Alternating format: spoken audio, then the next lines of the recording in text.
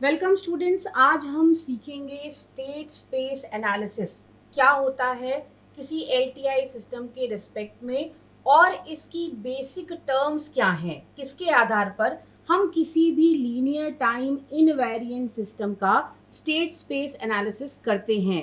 इसके साथ ही हम देखेंगे इसका एडवांटेज क्या है और डिसएडवांटेजेस क्या हैं। स्टेट स्पेस एनालिसिस, स्टेट का मतलब होता है अवस्था। किसी भी सर्किट की या किसी भी सिस्टम की जो अवस्था होती है, अब चूंकि किसी सर्किट की अवस्था किस पर निर्भर करेगी, जो उस सर्किट में पहले हो चुका हो।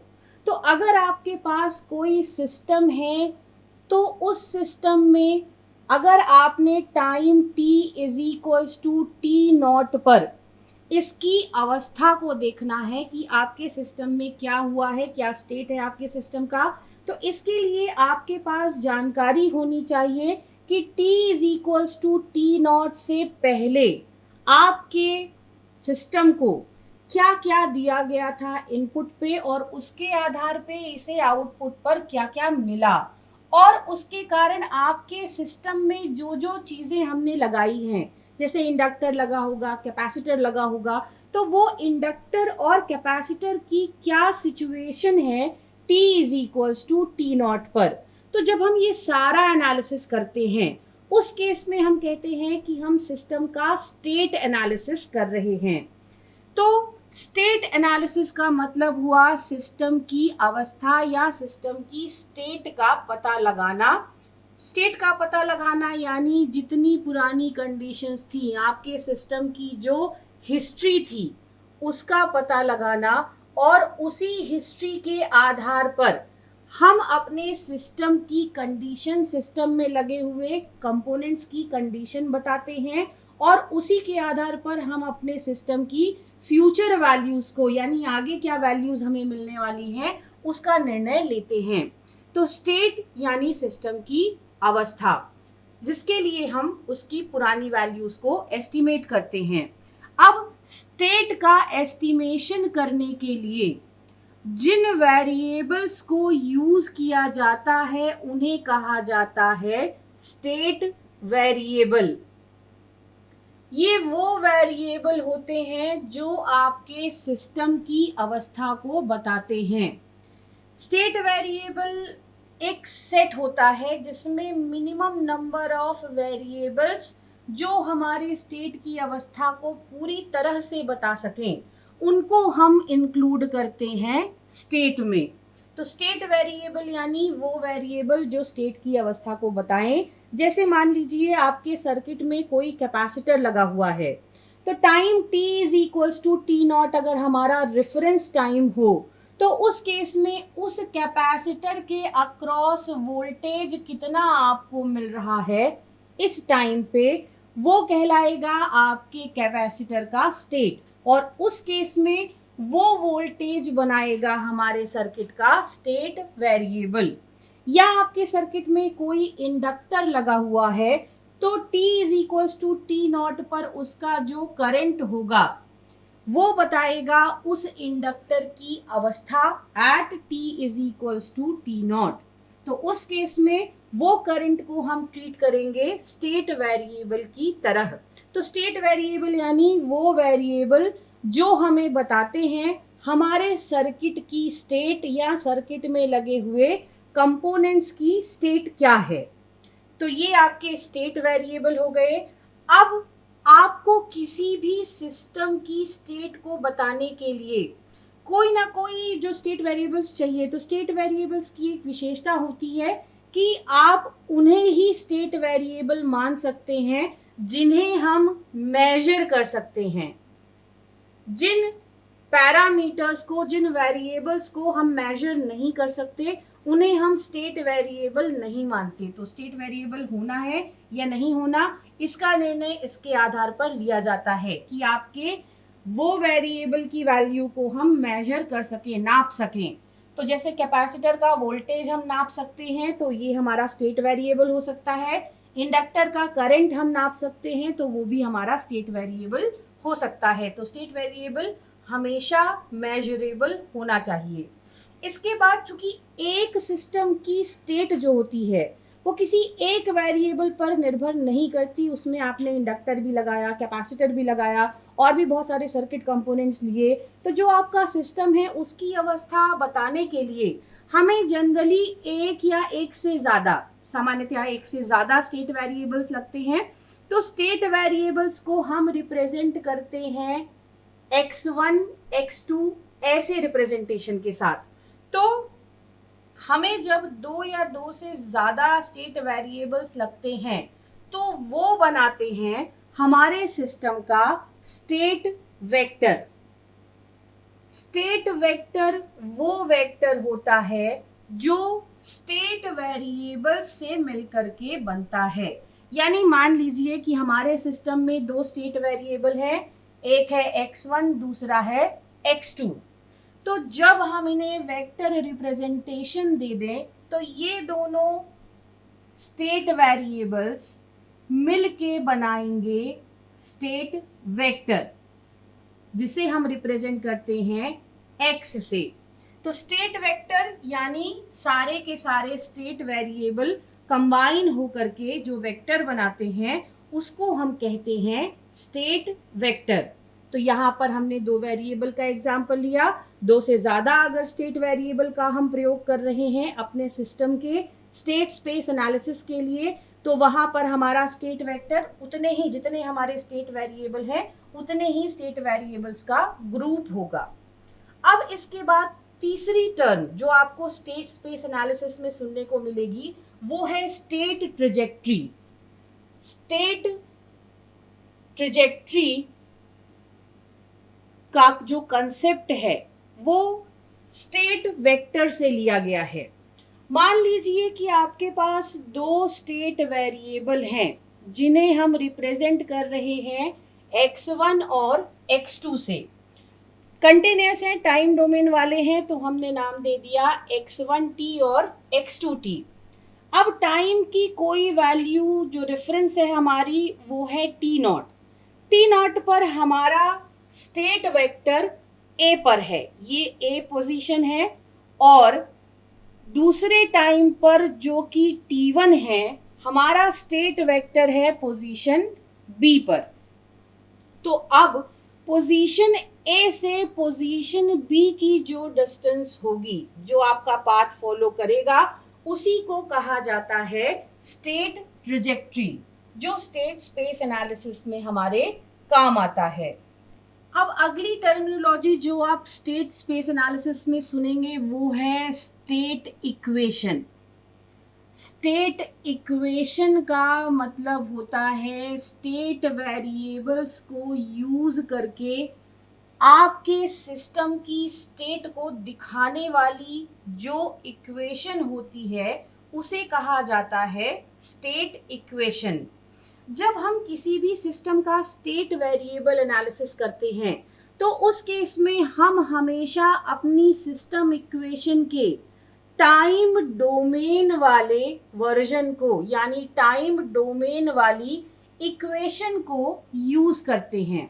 अब टाइम डोमेन वाली इक्वेशन यानी अगर आपका सिस्टम कंटिन्यूअस टाइम है, सीटी है, कंटिन्यूअस टाइम सिस्टम है, तो उस केस में आपको डिफरेंशियल इक्वेशन मिलेगी। और अगर आपका सिस्टम डिस्क्रीट टाइम सिस्टम है तो उस केस में आपको डिफरेंस इक्वेशन मिलेगी। तो हम जब भी स्टेट स्पेस एनालिसिस करते हैं उस केस में हमेशा अपने सिस्टम के टाइम डोमेन वाली सिस्टम इक्वेशन को, मतलब सिस्टम इक्वेशन को ही यूज करते हैं इस एनालिसिस के लिए। तो अगर आपका कंटिन्यूअस टाइम सिस्टम है तो आप अपनी डिफरेंशियल इक्वेशन को यूज करेंगे स्टेट स्पेस एनालिसिस के लिए, और अगर डिस्क्रीट टाइम सिस्टम है तो उस केस में आप डिफरेंस इक्वेशन को यूज करेंगे।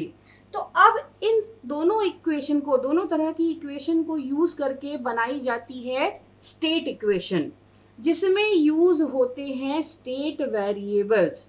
और स्टेट इक्वेशन एक ऐसी इक्वेशन होती है जिसके एक साइड पर सिर्फ फर्स्ट ऑर्डर सिर्फ फर्स्ट ऑर्डर डिफरेंस या डिफरेंशियल टर्म होती है। अगर कंटिन्यूअस है तो फर्स्ट ऑर्डर डिफरेंशियल, डिस्क्रीट है तो फर्स्ट ऑर्डर डिफरेंस।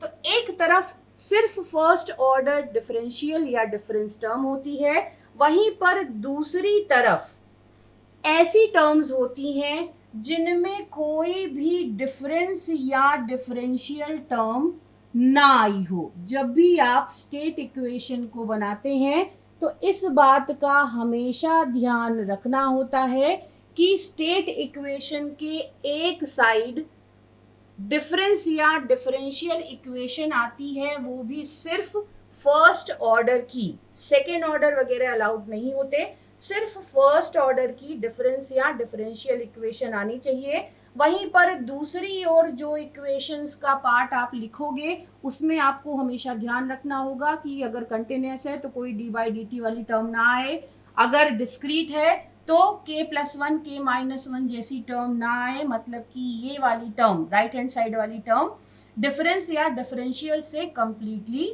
फ्री हो। तो जब भी आप स्टेट स्पेस एनालिसिस करते हैं उस केस में स्टेट इक्वेशन आपकी हेल्प करती है स्टेट एनालिसिस के लिए, और स्टेट इक्वेशन आप हमेशा टाइम डोमेन इक्वेशन के बेसिस पर ही बनाएंगे।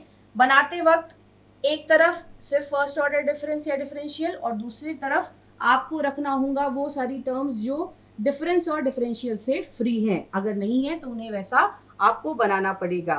तो ये टर्म आप स्टेट इक्वेशन, जब भी आप स्टेट स्पेस एनालिसिस करेंगे तो आपको इसका एस्टिमेशन करना पड़ेगा।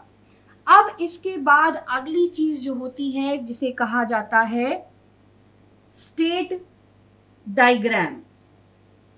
स्टेट डायग्राम यानी कि वो डायग्राम जो आपने अपने सर्किट का बनाया है स्टेट वेरिएबल्स के बेसिस पर। बेसिकली ये स्टेट डायग्राम ब्लॉक डायग्राम ही होता है आपके सिस्टम का, लेकिन उस ब्लॉक डायग्राम में आप कुछ मॉडिफिकेशन करते हैं अपने स्टेट इक्वेशन या स्टेट वेरिएबल के हिसाब से। तो ये मॉडिफिकेशन करने के बाद आपको जो ब्लॉक डायग्राम मिलता है उसी को कहा जाता है स्टेट डायग्राम। अब अगली चीज जो आप स्टेट स्पेस एनालिसिस में फ्रीक्वेंटली सुनेंगे वो है स्टेट मॉडल। स्टेट मॉडलिंग जब आप करते हैं तो ये स्टेट मॉडल बेसिकली आपकी स्टेट इक्वेशन और आउटपुट इक्वेशन जो आपको आपके सिस्टम की मिलती है, इन दोनों का कॉम्बिनेशन ही कहलाता है स्टेट मॉडल। जब भी आप किसी एलटीआई सिस्टम का स्टेट स्पेस एनालिसिस करेंगे तो आपको स्टेट इक्वेशंस तो एस्टिमेट करनी ही है, इसके साथ ही साथ आउटपुट इक्वेशन का भी हम एस्टिमेशन करते हैं। तो जब स्टेट इक्वेशन और आउटपुट इक्वेशन ये दोनों मिलकर बनाती हैं स्टेट मॉडल को, तो स्टेट मॉडल का मतलब हुआ स्टेट इक्वेशन और आउटपुट इक्वेशन। तो ये सारी टर्मिनोलॉजीज आपको जब आप स्टेट स्पेस एनालिसिस करोगे, स्टेट मॉडल को हम और डिटेल में अगले लेक्चर में कवर करेंगे। तो जब आप स्टेट स्पेस एनालिसिस करेंगे उस केस में आपको इन टर्मिनोलॉजीज को समझना पड़ेगा, इन टर्मिनोलॉजीज के हिसाब से ही अपने एस्टिमेशंस करने पड़ेंगे। अब इसके बाद हम बात करते हैं कि स्टेट स्पेस एनालिसिस को हम क्यों करें, इसका एडवांटेज क्या है हमारे लिए। तो एडवांटेजेस की जब हम बात करें, सबसे पहला एडवांटेज तो ये है कि जब हम स्टेट स्पेस एनालिसिस करते हैं तो हम सिस्टम की पास्ट वैल्यूज का भी एस्टिमेशन करते हैं। यानी अगर हम t = t0 पर स्टेट एनालिसिस कर रहे हैं तो t0 से पहले हमारे सिस्टम में क्या क्या चेंजेस आ चुके हैं, जिसके कारण से हमारे सिस्टम की अभी की कंडीशन क्या है, इसका एनालिसिस हम करते हैं। या हम कह सकते हैं कि इस केस में हम सर्किट की इनिशियल कंडीशंस को भी कंसीडर करते हैं। और जब किसी भी एनालिसिस में सर्किट की इनिशियल कंडीशन को कंसीडर किया जाए तो रिजल्ट आपके ज़्यादा एक्यूरेट होते हैं। तो स्टेट स्पेस एनालिसिस में हम सर्किट की इनिशियल कंडीशन को कंसीडर करते हैं, जबकि ट्रांसफर फंक्शन यूज करके जब भी हम अपने सिस्टम का एनालिसिस करते हैं उस केस में हम हमेशा इनिशियल कंडीशंस को जीरो मानते हैं, यानी इनिशियल कंडीशंस को कंसीडर नहीं करते। तो हमारा स्टेट स्पेस मॉडल ज़्यादा एक्यूरेट होता है क्योंकि हम इनिशियल कंडीशंस का एस्टिमेशन भी अपने कैलकुलेशंस में करते हैं। तो सबसे बड़ा एडवांटेज हमारे लिए ये हो गया। अब चूंकि इनिशियल कंडीशंस को हम कंसीडर करते हैं उनको भी साथ लेकर चलते हैं, जिसके कारण से हमारे जो रिजल्ट होते हैं वो ट्रांसफर फंक्शन वाले कैलकुलेशन में मिले हुए रिजल्ट से ज़्यादा एक्यूरेट होते हैं। इसके बाद तीसरा एडवांटेज की अगर आप बात करते हैं तो इस केस में अगर आगे हम देखेंगे कि जो एनालिसिस होती है, एनालिसिस भी कंपैरेटिवली इजी होती है। स्टेट स्पेस एनालिसिस जब हम किसी सिस्टम का करते हैं तो हमारे एनालिसिस के स्टेप्स इजी होते हैं। इसके साथ ही स्टेट स्पेस एनालिसिस को हम सिस्टम की कंट्रोलेबिलिटी के एस्टिमेशन में भी यूज कर सकते हैं। तो ये एक और एडवांटेज हो गया। इसके बाद अगले एडवांटेज की हम बात करें तो ये जो स्टेट स्पेस एनालिसिस है ये हर तरह के डायनेमिक सिस्टम्स पर, जितने भी डायनेमिक सिस्टम्स हैं, बिना किसी रिस्ट्रिक्शन हम इसे हर डायनेमिक सिस्टम के एनालिसिस में यूज कर सकते हैं। यानी स्टेट स्पेस एनालिसिस सबके लिए एप्लीकेबल होती है, सारे डायनेमिक सिस्टम्स के लिए एप्लीकेबल होती है। तो ये इसके एडवांटेजेस हो गए। अब हम डिसएडवांटेजेस की अगर बात करें तो सबसे बड़ा डिसएडवांटेज यानी नुकसान हमारे स्टेट स्पेस एनालिसिस का ये होगा कि इस केस में कैलकुलेशन एक स्टेज के बाद, यानी कि अगर हमारा सिस्टम हायर ऑर्डर पे जाए तो एक स्टेज के बाद हमारे कैलकुलेशंस बहुत कठिन हो जाते हैं। तो कॉम्प्लेक्स एनालिसिस पहला ड्रॉबैक है, पहला डिसएडवांटेज है इसका। और दूसरा डिसएडवांटेज है इसमें कैलकुलेशंस बहुत लगते हैं। अभी हम देखेंगे कैलकुलेशन करके आगे के लेक्चर्स में। तो इसमें हमें बहुत सारे कैलकुलेशंस करने पड़ते हैं क्योंकि हर जितने भी आपके स्टेट वेरिएबल्स होते हैं, हर स्टेट वेरिएबल्स का एक स्टेट इक्वेशन बनता है जिसके आधार पर हम सिस्टम की स्टेट को पता लगाते हैं। तो इस केस में कैलकुलेशन ज़्यादा होने के कारण ये कई बार बहुत लेंदी प्रोसेस हो जाती है। तो जहाँ एक और इनिशियल कंडीशंस को कंसीडर करना, एक्यूरेसी हाई रखना, एनालिसिस इजी रखना, कंट्रोलेबिलिटी पर अप्लाई करना और सारे सिस्टम पर इक्वली एप्लीकेबल होना इसके एडवांटेजेस हैं, वहीं दूसरी ओर कॉम्प्लेक्स होना और बहुत सारे कैलकुलेशंस को करना इस एनालिसिस का ड्रॉबैक है। तो ये एडवांटेजेस और डिसएडवांटेजेस हो गए। अब इसके बाद आगे के लेक्चर्स में हम कवर करेंगे स्टेट मॉडल को।